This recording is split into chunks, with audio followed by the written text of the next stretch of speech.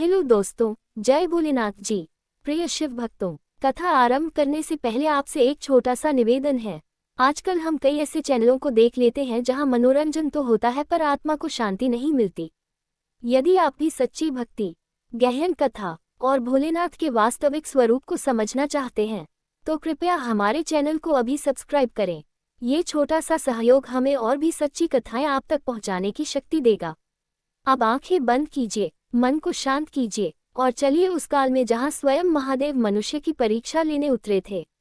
ये कथा उस समय की है जब पृथ्वी पर धर्म तो था, पर अहंकार उससे बड़ा हो चुका था। देवता अपने वैभव में थे, राजा अपने साम्राज्य में, ऋषि अपने ज्ञान में और मनुष्य अपने अभिमान में।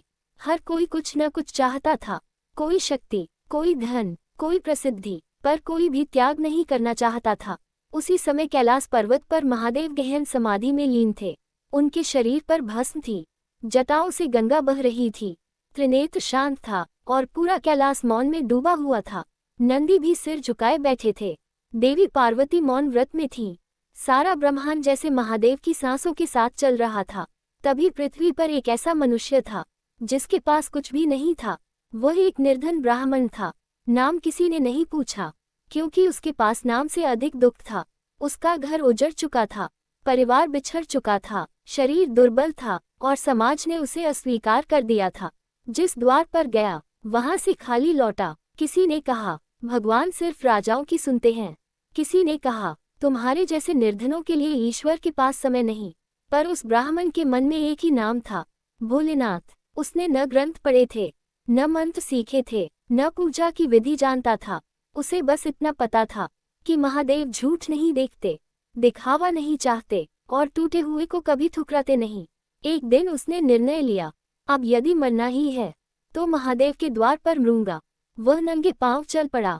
कांटे चुभते रहे, पांव से रक्त बहता रहा, पर वह रुका नहीं। रास्ते में लोगों ने हंसी उड़ाई, कहा कैलाश कोई भी नहीं पहुंच सकता।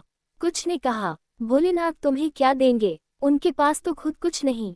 पर वह मुस्कुराता रहा, क्योंकि उसके पास खोने को कुछ भी नहीं था। कई दिन, कई रातें, भूख, प्यास, थकान और अंततः वह कैलाश की तलहटी पर पहुंचा। वहीं वह गिर पड़ा। न पुकार, न मंत्र, न आरती, बस आंसू। उसकी रुलाई इतनी सच्ची थी कि नंदी का हृदय कांप उठा। नंदी उठे और उस करुण स्वर को महादेव तक ले गए। महादेव की समाधि टूटी, त्रिनेत्र खुला और जैसे पूरे ब्रह्मांड ने सांस ली। महादेव बोले, कौन है जो बिना पुकारे भी पुकार रहा है? नंदी ने कहा, प्रभु, एक ऐसा मनुष्य है जिसके पास मांगने को भी शब्द नहीं बचे। महादेव स्वयं उठे और उस ब्राह्मण के पास पहुंचे। उन्होंने उसे देखा, कंकाल सा शरीर, सूखी आंखें और हृदय में अपार विश्वास। महादेव बोले, तुम क्या चाहते हो? ब्राह्मण ने कांपते स्वर में कहा, प्रभु, यदि कुछ मांगने योग्य होता तो यहाँ नहीं आता। बस इतना चाहता हूँ कि मेरा जीवन व्यर्थ न जाए। महादेव मुस्कुराए। उन्होंने अपनी जटा से भस्म निकाली और ब्राह्मण की हथेली पर रख दी। कहा, ये भस्म है, जो कुछ भी था सबका अंत है। इसे लेकर जाओ और जहाँ सत्य हो वहाँ इसे स्पर्श कराओ। ब्राह्मण कुछ समझ नहीं पाया, पर उसने प्रश्न नहीं किया। वह लौट चला। रास्ते में लोग फिर हंसे, भस्म लेकर क्या करेगा? पर जहाँ उसने श्रद्धा से किसी रोगी को छुआ वहाँ रोग शांत हो गया। जहाँ किसी झगड़े में ये भस्म गिरी वहाँ मन शांत हो गया। धीरे धीरे लोग समझ गए, ये भस्म नहीं, महादेव की करुणा है। राजा तक उसके पास आए, ऋषि तक नतमस्तक हुए, पर वह ब्राह्मण नहीं बदला।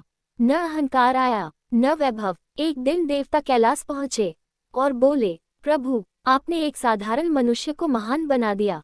महादेव बोले, मैं किसी को महान नहीं बनाता। जो अहंकार छोड़ देता है वही मेरे पास टिकता है। और उसी क्षण भस्म हवा में विलीन हो गई। ब्राह्मण समझ गया, कृपा वस्तु नहीं होती, वह भाव होती है। वह उसी दिन शांत भाव से इस संसार से विदा हुआ और तब से महादेव को कहा जाने लगा, भोलेनाथ, जो मांगने वालों को नहीं बल्कि टूटे हुए को चुनते हैं। कथा यही समाप्त नहीं होती। ये कथा हर उस व्यक्ति के लिए है जो आज भी खाली हाथ है। यदि आपके पास कुछ नहीं तो आप महादेव के सबसे करीब हैं। यदि आप टूटे हैं तो आप उनकी पहली पसंद हैं।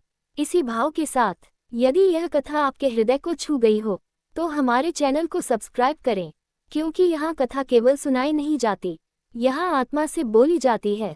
हर हर महादेव।